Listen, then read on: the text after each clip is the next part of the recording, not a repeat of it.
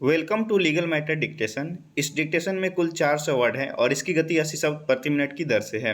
इसका पीडीएफ आप हमारे व्हाट्सएप या टेलीग्राम ग्रुप से प्राप्त कर सकते हैं। साथ ही इसके कठिन वर्ड का आउटलाइन हमारे पेड व्हाट्सएप ग्रुप से प्राप्त कर सकते हैं। आपको डिक्टेशन स्टार्ट होगा 10 सेकेंड बाद। उससे पहले आपको बता दें कि मेरे चैनल पर स्टेनो की बेसिक कोर्स और डिक्टेशन की क्लासेस स्टार्ट कर दी गई है। अगर आप जुड़ना चाहते हैं तो नीचे डिस्क्रिप्शन में दिए गए मोबाइल नंबर पर व्हाट्सएप जरूर करें। चलिए डिक्टेशन स्टार्ट करते हैं 3 सेकेंड बाद। स्टार्ट। भारत का सर्वोच्च न्यायालय भारत का सर्वोच्च न्यायिक निकाय है और संविधान के तहत भारत गणराज्य का सर्वोच्च न्यायालय है।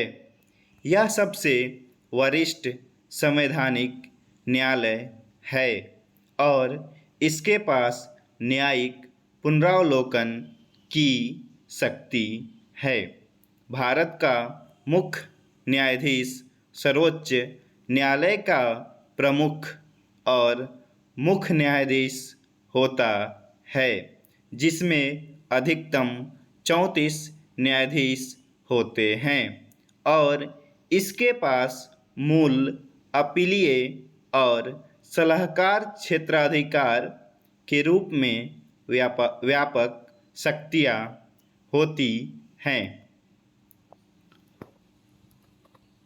भारत में सर्वोच्च संवैधानिक न्यायालय के रूप में यह मुख्य रूप से संघ के विभिन्न राज्यों के उच्च न्यायालयों और अन्य अदालतों और न्यायाधिकरणों के फैसले के विरुद्ध अपील करता है। यह नागरिकों के मूल अधिकारों की रक्षा करने और विभिन्न सरकारी प्राधिकरणों के साथ साथ केंद्र सरकार बनाम राज्य सरकारों या राज्य सरकारों बनाम देश में किसी अन्य राज्य सरकार के बीच विवादों को निपटाने के लिए आवश्यक है।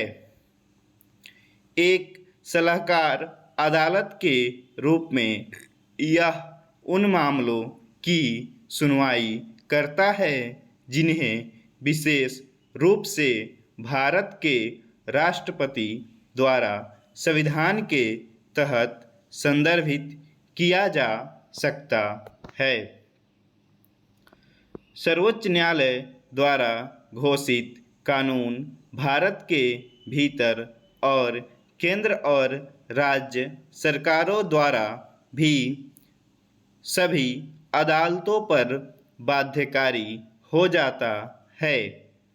संविधान के अनुच्छेद 142 के अनुसार भारत के राष्ट्रपति का यह कर्तव्य है कि वे सर्वोच्च न्यायालय के आदेशों को लागू करें और न्याय के हित में आवश्यक समझे जाने वाले किसी भी आदेश को पारित करने के लिए न्यायालय को अंतर्निहित क्षेत्राधिकार प्रदान किया गया है।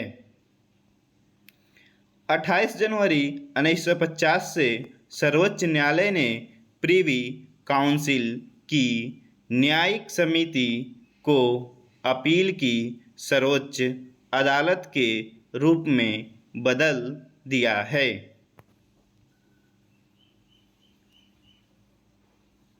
न्यायाधीशों के वेतन और भत्ते। भारतीय संविधान के अनुच्छेद 125 में कहा गया कि उच्चतम न्यायालय के न्यायाधीश के वेतन व भत्ते दिए जाएं जो संसद भारत की संचित निधि निर्मित करे। न्यायाधीश के लिए वेतन भत्ते अधिनियम 1 जनवरी 2009 के अनुसार उच्चतम न्यायालय के मुख्य न्यायाधीश को 2,80,000 मासिक आय और न्यायाधीश को 2,50,000 मासिक आय प्राप्त हुए हैं। निःशुल्क आवास, मनोरंजन, कर्मी, कार और यातायात भत्ता मिलता है। इनके लिए वेतन संसद तय करती है, जो कि संचित निधि से पारित होती है। कार्यकाल के दौरान वेतन में कोई कटौती नहीं होती है।